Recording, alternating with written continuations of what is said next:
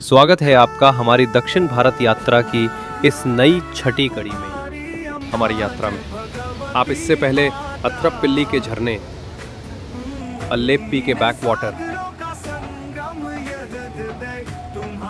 मंदिरों का शहर कांचीपुरम, पवित्र गुरुवायूर और शांत पुआर की सुंदरता से भेंट कर चुके हैं और अब हम पहुंच गए हैं भारत के सबसे दक्षिणी छोर पर। यह है वो बिंदु जहां भूमि समाप्त हो जाती है और अनंत जलराशि शुरू होती है।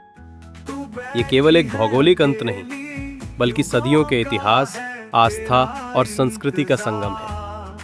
यह है कन्याकुमारी, जिसे भारत की भूमि का अंत, द लैंड्स एंड कहते हैं, जिसे अंग्रेजी काल में केप कोमोरिन कहा जाता था।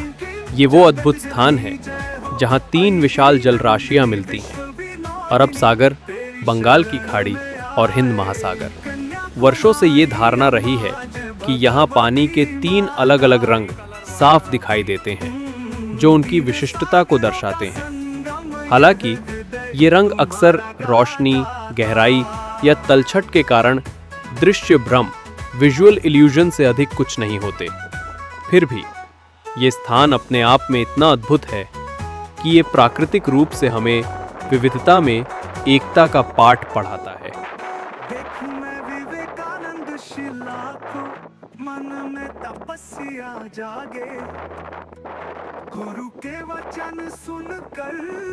कन्याकुमारी दुनिया के उन गिने चुने स्थानों में से एक है जहां आप एक ही स्थान से सूर्योदय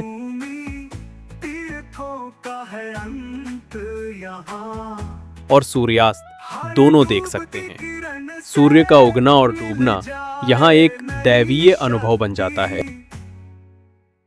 कन्याकुमारी का सबसे प्रतिष्ठित स्थल है विवेकानंद रॉक मेमोरियल। ये वो चट्टान है जहाँ स्वामी विवेकानंद ने 1892 में 3 दिन और 3 रातों तक ध्यान किया था, जिसके बाद उन्हें जीवन के वास्तविक उद्देश्य का बोध हुआ था। मेमोरियल तक पहुंचने के लिए आपको पूमपुहार शिपिंग कॉरपोरेशन की नौका फेरी लेनी पड़ती है। नौका की सवारी भी एक अनुभव है जो आपको अरब सागर, बंगाल की खाड़ी और हिंद महासागर के संगम के ऊपर से ले जाती है। इस नौका का किराया सामान्य टिकट के लिए लगभग 100 रुपये और शीघ्र बोर्डिंग के लिए विशेष टिकट का किराया लगभग 300 रुपये होता है। लंबी कतारों से बचने के लिए सुबह जल्दी जाना सबसे अच्छा है। मुख्य सुझाव, की टिप: कतार क्यू लंबी होने के कारण सुबह 8 बजे नौका सेवा शुरू होते ही वहां पहुंचना सबसे अच्छा होता है, ताकि आप भीड़ से बच सके। यदि आप मेमोरियल से सूर्यास्त देखना चाहते हैं तो आपको शाम 4 बजे से पहले वहां पहुंचने की योजना बनानी चाहिए, क्योंकि आखिरी नौका आमतौर पर शाम 4 बजे ही चलती है। नौका यात्रा लगभग 10 से 15 मिनट की होती है, एक तरफा। ध्यान दें, ये किराया केवल नौका की सवारी, फेरी राइड के लिए है। मेमोरियल के अंदर प्रवेश के लिए आपको अलग से लगभग 30 रुपये का प्रवेश शुल्क, एंट्री है, फी देना पड़ता है। ये नौका सेवा आपको विवेकानंद रॉक मेमोरियल और तिरुवल्लुवर प्रतिमा दोनों तक ले जाती है। नौका सेवाएं आमतौर पर सुबह 8 बजे से शाम 4 बजे तक उपलब्ध रहती है, लेकिन मौसम की स्थिति के आधार पर समय बदल सकता है।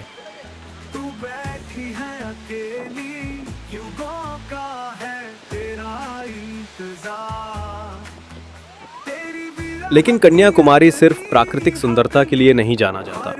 इसका नाम देवी कन्याकुमारी के नाम पर पड़ा, जो स्वयं शक्ति पार्वती का एक रूप है। ये शहर एक प्रमुख शक्ति पीठ भी है। पौराणिक कथाओं के अनुसार देवी कन्याकुमारी ने भगवान शिव से विवाह करने के लिए यहाँ तपस्या की थी। विवाह का मुहूर्त टल गया और शिव समय पर नहीं पहुँच पाए।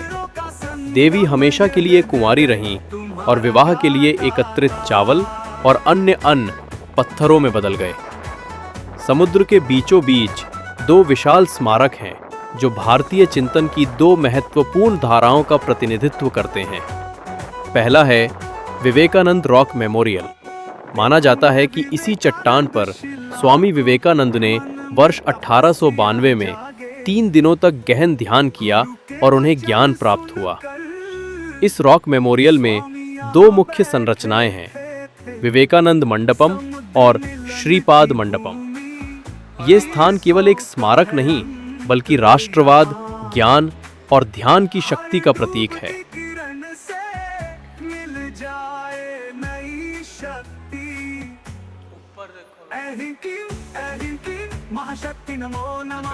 दूसरी चट्टान पर स्थापित है तिरुवल्लुवर की भव्य प्रतिमा, जो तमिल कवि और दार्शनिक तिरुवल्लुवर को समर्पित है।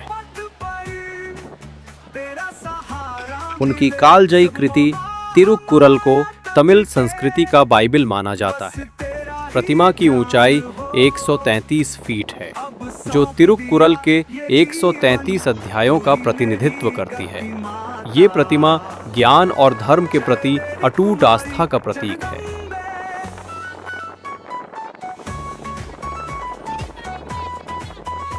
इन दोनों महान स्मारकों को एक नए आकर्षण, समुद्री पुल सी ब्रिज से जोड़ा गया है। इस पुल के कुछ हिस्सों में लगे ग्लास फ्लोरिंग, कांच के फर्श से पर्यटक सीधे नीचे बहते हुए समुद्र और लहरों का रोमांचक दृश्य देख सकते हैं। ये पुल प्राचीन आस्था और आधुनिक इंजीनियरिंग का एक शानदार संगम है।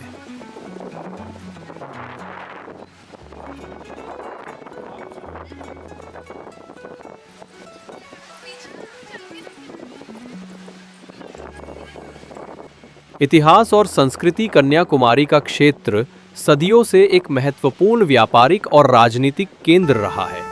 ये प्राचीन काल में आयु साम्राज्य और बाद में चेर और पांड्य साम्राज्यों का हिस्सा था। आधुनिक इतिहास में ये क्षेत्र त्रावणकोर राज्य का हिस्सा था।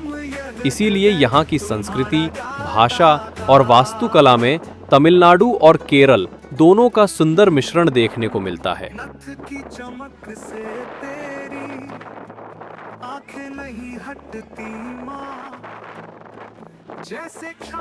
जिले का मुख्यालय नागरकोइल है, जो अपने मंदिरों और व्यावसायिक गतिविधियों के लिए जाना जाता है। यहाँ की वास्तुकला का एक और अद्भुत उदाहरण है पद्मनाभपुरम पैलेस, जो कि पूर्व त्रावणकोर शासकों का निवास स्थान था।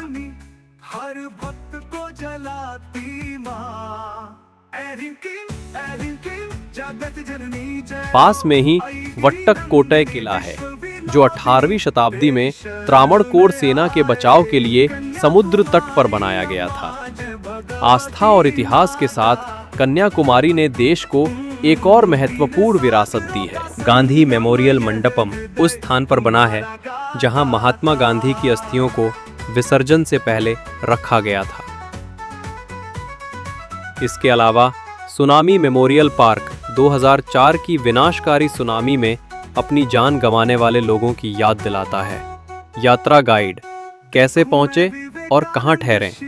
कन्याकुमारी भारत के सुदूर दक्षिण में स्थित होने के बावजूद देश के बाकी हिस्सों से अच्छी तरह जुड़ा हुआ है। वायु मार्ग सबसे नजदीकी अंतर्राष्ट्रीय हवाई अड्डा तिरुवनंतपुरम TRV है, जो लगभग 90 किलोमीटर दूर है।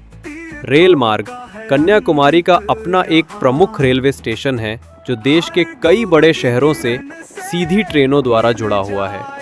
सड़क मार्ग ये राष्ट्रीय राजमार्गों के माध्यम से तमिलनाडु और केरल के प्रमुख शहरों से भी जुड़ा हुआ है।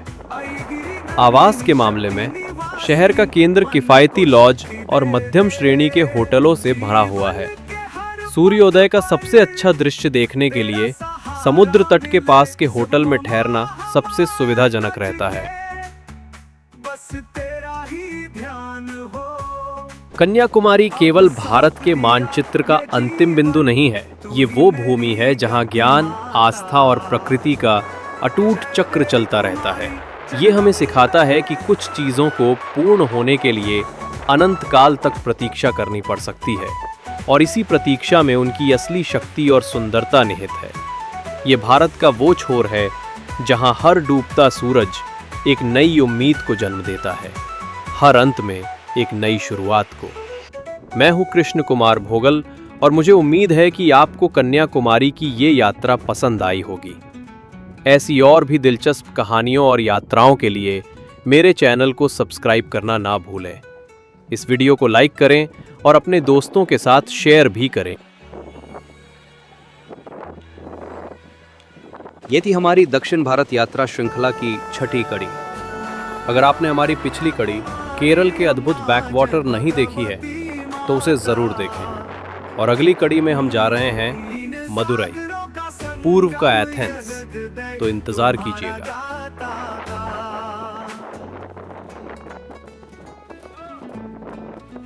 नथ की चमक से तेरी